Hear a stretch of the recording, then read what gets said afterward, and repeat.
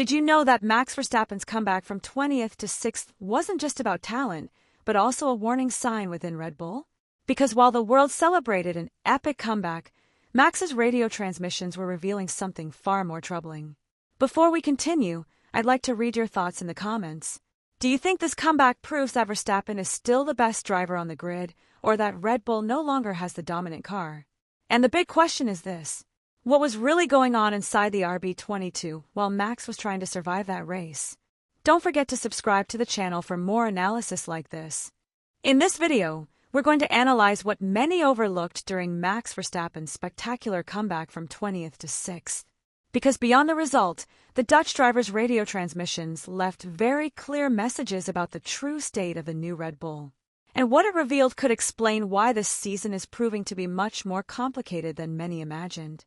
When the lights went out on Sunday, Verstappen knew he had no room for a conservative race. Starting from 20th on a circuit like Albert Park means that every opening lap is critical, because traffic can ruin any strategy. From the very first moment, the radio between Max and his engineer began to show a very clear focus. The goal was to gain positions quickly before the race settled down. And Verstappen responded as drivers who know they're on a rescue mission usually do: late braking, aggressive overtaking, and a very precise reading of where to position the car to avoid getting stuck behind slower drivers.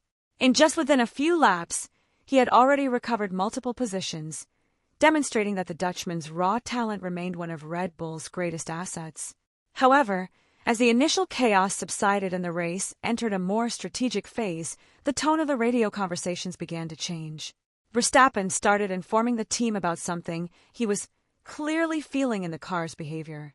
The tires weren't responding as expected, wear was appearing sooner than anticipated, and the car's balance was becoming increasingly precarious in the fast corners. This forced the driver to modify his approach to each lap. Instead of constantly pushing to the limit, he had to carefully choose when to push and when to conserve the tires to avoid losing performance too soon. This detail was crucial to understanding what was happening on the track. The RB22 looked competitive for a few laps when the tires were at their sweet spot, but that window of performance was extremely short. Verstappen made this clear in several communications with the team, explaining that the degradation was coming on too quickly and that the car was becoming.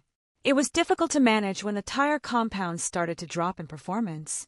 The problem was especially evident with the hard tire, which, according to Max himself, was performing worse than expected and limiting his ability to maintain a consistent pace as he tried to close the gap to the cars in front. When Verstappen crossed the finish line in 6th place, the initial reaction from the pit wall was the one any team would have after such a remarkable comeback. His engineer, Gianpiero Lambiase, immediately congratulated him on his effort, acknowledging the enormous work he had done to recover 14 positions during the race. From the outside, the result seemed like a small victory in a weekend that had started in the worst possible way. But Max's response over the radio made it clear that, for him, the story didn't end with the final position. The Dutchman thanked the team for their work in rebuilding the car and allowing him to compete on Sunday, but quickly steered the conversation toward the problems he had experienced throughout the race. He explained that the tire degradation had been too rapid and that the car's handling was constantly changing as the compounds lost performance. He also mentioned that the hard tire had clearly performed worse than expected, further complicating his ability to maintain a competitive pace in the closing stages of the Grand Prix. At that moment, the new team principal, Laurent Mekies, intervened with a message reflecting Red Bull's official position. Mekies tried to put the result into perspective, noting that going from 20th to 6th was still a very solid comeback, and that the team could learn a lot about the car's behavior during the race. For the team, that Sunday was also a real-world laboratory to better understand the RB22 in an extreme situation of traffic, tire management, and competitive pressure. But it was Verstappen's final response that ended up becoming the most talked-about moment of the weekend. Max again thanked the team for their efforts, but closed the conversation with a sentence that perfectly summarized what he was feeling inside the car. He said that the RB22 was simply incredibly frustrating to drive. To truly understand the magnitude of Verstappen's comeback, the race must be divided into 3 distinct phases. The first was the start and the opening laps, where the Dutchman perfectly capitalized on the typical chaos of the early stages of a Grand Prix. With extremely late braking and very precise car positioning, he began overtaking several rivals who were still battling amongst themselves. Within a few laps, he had already recovered a significant number of positions and started closing in on the midfield. It was the kind of aggressive driving that only emerges when a driver knows they need to make up ground as quickly as possible before the race pace settles down. The second phase of the race was completely different. As traffic began to organize itself and DRS trains started to form, Verstappen had to change his approach.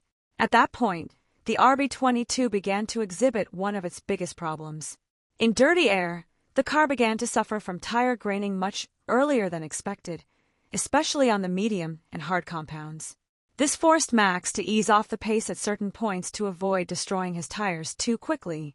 That small detail had a significant impact on the race, because every time he had to manage his tires, he lost the opportunity to create a gap to the cars he had just overtaken or to attack those in front more aggressively.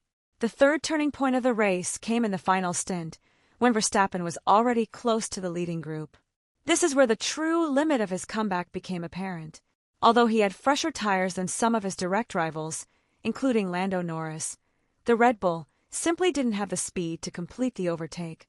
Even using attack modes and managing the car's energy to try and close the gap on the straights, the combination of aerodynamic drag and the Ford unit's more conservative power delivery prevented Max from having the necessary speed differential to launch a clear maneuver. That was the point where the comeback stopped depending on the driver and started depending on the car. Verstappen had done everything he could to close the gap to the leading group, but the RB22's average pace was still behind the Mercedes and a McLaren that was managing its tires and energy much better throughout the race.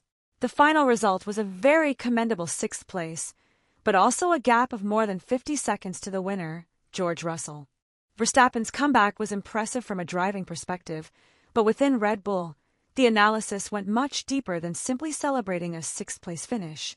When a driver manages to gain 14 positions in a race, the team usually interprets it as a clear demonstration of competitiveness.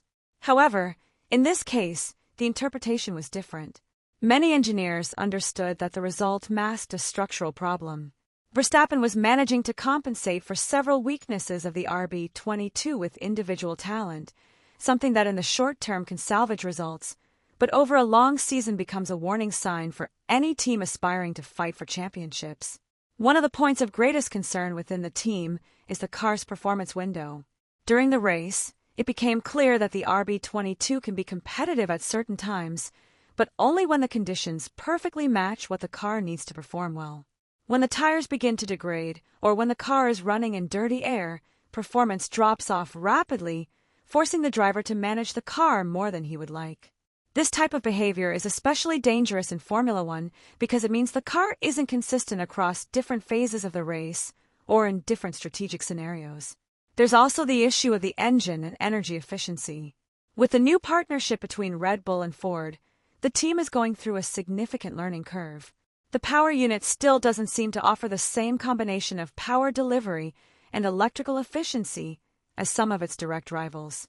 During the closing stages of the race, it became clear that Verstappen didn't have the necessary speed advantage to attack the cars in front, even when circumstances seemed to favor him with fresher tires. This severely limits the team's strategic options when stuck in traffic or when they need to overtake to make progress in the race.